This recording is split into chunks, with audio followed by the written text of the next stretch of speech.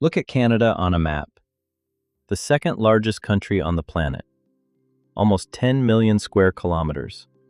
It stretches from the Atlantic to the Pacific and nearly touches the North Pole. Now look at it at night from space. Vast stretches sit almost completely dark, and most of the light gathers in one thin band along the south, right next to the US border. And this isn't just a trick of the eye. 2/3 of Canadians live within 100 kilometers of the southern border. An enormous country, and a population pressed, literally, against one edge of the map. Why? Today we break down why so much of Canada stays almost empty, and why it isn't just about the cold. And at the end, we reach a place that looks almost like proof of the whole story.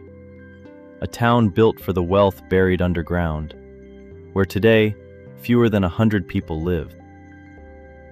The first impression from the map is deceiving. The country is huge, so there must be room for everyone. Live wherever you want. But geography doesn't work like that. A big territory isn't the same as a usable one. Canada has plenty of square kilometers. Farmland? Not so much.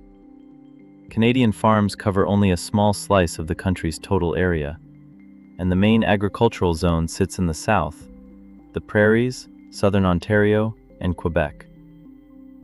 Mentally erase the land where it's hard to grow food, build infrastructure, and support big cities, and Canada suddenly gets a lot smaller. People need more than beautiful forest or open space. They need land that feeds them, a climate that gives it time to, roads that don't cost a fortune. And most of the land that works for all of this ends up in the south. But why is the north so unwelcoming? To understand that, don't look at the climate first. Look under your feet. Because a huge part of the country sits on one of the oldest pieces of crust on the planet. This is the Canadian Shield, a giant geological structure covering an enormous part of the country. Its rock formed billions of years ago, and then came the glaciers. Again and again they ground across this land, scraping away and dragging off the soil. In many places, what's left is what you see today: rock, thin soil, forest, swamp, lakes. Beautiful. Not so convenient when you're trying to feed millions of people. Imagine trying to plant wheat in a parking lot. That's roughly the problem. The Shield is rich in minerals and timber, but for dense farming settlement, it's a completely different kind of land. And here's the first half of the answer. On the map, it looks like endless open space, but much of that space is ancient stone foundation, not endless field. And still, the rock isn't the most inconvenient thing waiting for you further north. Because up there, the problem is in the ground itself. When people talk about Canada, the explanation usually sounds very simple. It's cold. That's true, but it's only half the story. For agriculture, the North's main problem isn't one extremely cold day in winter. The problem is how many warm days you get in summer. A plant needs time to grow and ripen. In the North, the season is so short that many crops simply run out of time. The ground can thaw. The sun can shine almost all day, but the calendar still ends too soon. And then it gets even stranger. Under much of northern Canada lies permafrost, ground that stays frozen for at least 2 years straight, and in some areas far longer. And for construction, that changes the rules. Picture an ordinary house. It gives off heat into the ground. The ice inside the soil starts to melt. The ground loses its strength and sinks, and the foundation starts to move with it. So on permafrost, you can't just build the way you would in Toronto. You need special foundations, piles, ventilation, engineering solutions. The same goes for roads, pipes, and every other kind of infrastructure. Canada can technically build here. The real question is different. How much will it cost? And that raises a strange question. If a huge part of the territory is this hard to live in on a large scale, why did Canada get so big in the first place? The answer is simple, because owning land and densely settling it are two completely different things. The map shows political territory. It doesn't show the cost of living inside it. Now let's put the first pieces together.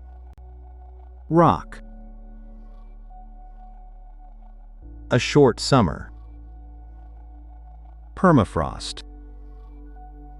All three factors push the population in one direction, south. But that only explains half the map. Why didn't people just spread out across all of southern Canada? Why did such a huge share of the population end up right next to the American border?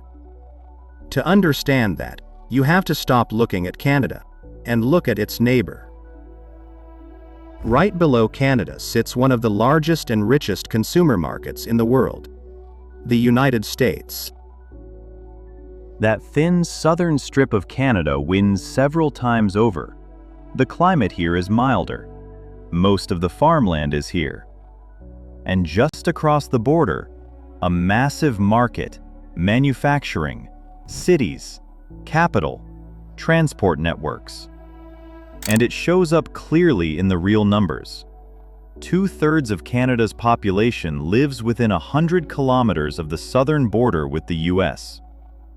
Think about that. You've got one of the largest countries in the world, but roughly 2/3 of its people sit in a band that covers only a small part of the territory. Why? Because nature pushed people south, and the American market pulled them right up to the border. Two completely different forces, and both push the population toward the same point. That's why, on the map of Canada, this thin strip of light is no accident. But now, back to the promise from the start.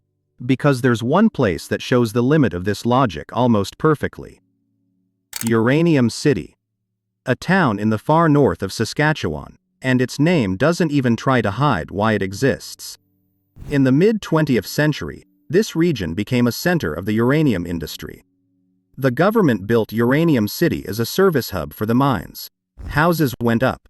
Stores, infrastructure, thousands of people moved here. At one point, it was planned as a real, permanent town for thousands of residents.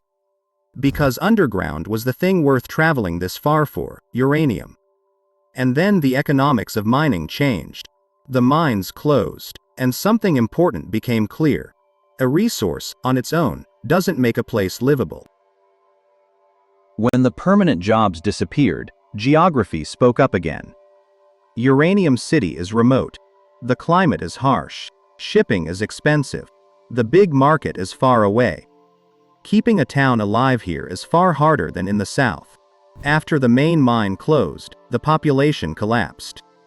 And in the 2021 census, Uranium City had just 91 people.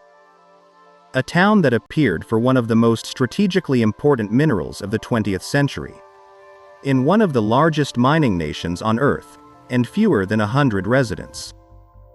That's all of Canada in a single frame. The wealth is there. The land is still almost empty.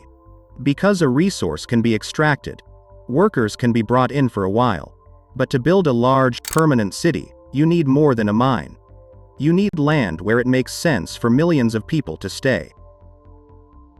Now look again at the map we started with. At first, it looked strange. One of the largest countries in the world, and almost all the light down at the bottom. Now the map looks different. The north isn't empty because Canadians somehow forgot to settle it. Most of the territory is simply far more expensive and difficult for dense life. Rock limits farming. The short summer limits what you can grow. Permafrost complicates building. And the south got almost everything the north lacks. The best farmland, a milder climate, infrastructure, and a giant market right across the border. So Canada's population didn't spread across the map. It contracted into the part of the map where geography stopped fighting back. An enormous country, a thin ribbon of light, and a vast territory Canada controls. But that geography never let it fill with people. And Canada is just one version of this story, because there's a country with almost the opposite problem. Plenty of land on the map, but so much of it is mountainous that its people had to squeeze into a few narrow strips. That's Japan, and its map is the one we break down next. If you like looking at countries not as borders but as systems of cause and effect, subscribe.